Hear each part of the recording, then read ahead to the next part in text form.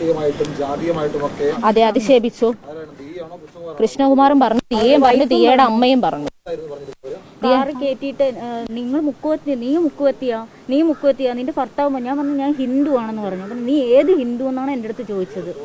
അവരല്ല ആദ്യം കേസ് കൊടുത്തത്, ഞങ്ങളാണ് ആദ്യം കേസ് കൊടുക്കുന്നത്. ഞങ്ങൾ കേസ് കൊടുത്തതിന് ശേഷം സ്റ്റേഷനിൽ നിന്ന് അവരെ വിളിച്ച് പറയുമ്പോൾ അവർ വന്നതിന് ശേഷമാണ് കേസ് കൊടുക്കുന്നത്. ഞങ്ങൾക്ക് എന്തുകൊണ്ട് അവർ കേസ് കൊടുത്തെങ്കിൽ ഒരു FIR ഇട്ടുണ്ട് ദിയ. എല്ലാ തവണയും അങ്ങനെയാണ് കൊടുക്കുന്നത്. ആഴ്ചയിൽ അല്ലാതെ വീക്ക്ലി. പിന്നെ ദിയ അല്ലാതെ ഓഫീസിൽ വരുമ്പോൾ ഞങ്ങൾ അടുക്കളയിലാണ് ക്യാഷ് വെക്കാൻ പറയുന്നത്. അവിടെ നിന്ന് ദിയ എടുക്കാറുണ്ട്. സാലറി അല്ല ദിയ തരുന്നതല്ലാതെ നമ്മൾ എടുത്തിട്ടില്ല.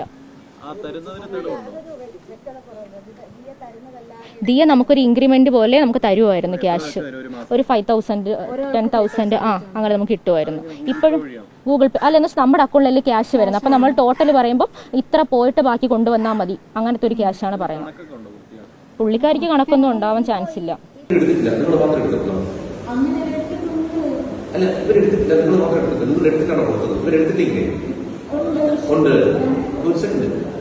ഇവർക്ക് നിങ്ങൾ അയച്ചു കൊടുക്കുന്നതിനാണ്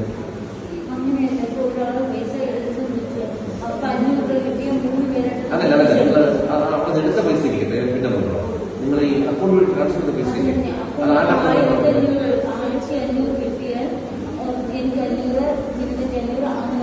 ശരി.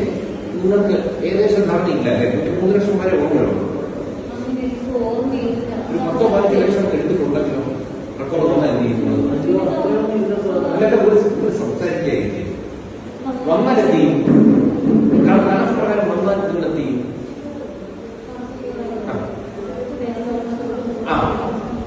അപ്പൊ എടുത്തിട്ടെന്ന് പറയാൻ പറ്റുന്നില്ലേ? നിങ്ങൾ എന്ത് ചെയ്യും പൈസ? അല്ല ഞാൻ കണക്കിൽ എത്തിച്ചാൽ കണക്ക് മാറ്റി പറയല്ലേ. കംപ്ലീറ്റ് കൊടുക്കും കേട്ടോ, കംപ്ലീറ്റ് കൊടുക്കും. നമ്മൾ നിങ്ങൾ വിചാരിക്കുന്ന ലെവലിൽ പോകില്ല. നിങ്ങൾ എടുത്തിരിക്കുന്ന പൈസ അത്രയ്ക്കാണ്. അറിയാൻ എത്രയാണ് ഉദ്ദേശം? എന്താ പറയാമെന്ന്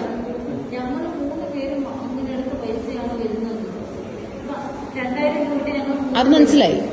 നിങ്ങളപ്പോ ഇത്രയും നാളായിട്ട് എത്ര എടുത്തു അതാണ് ചോദിക്കുന്നത്.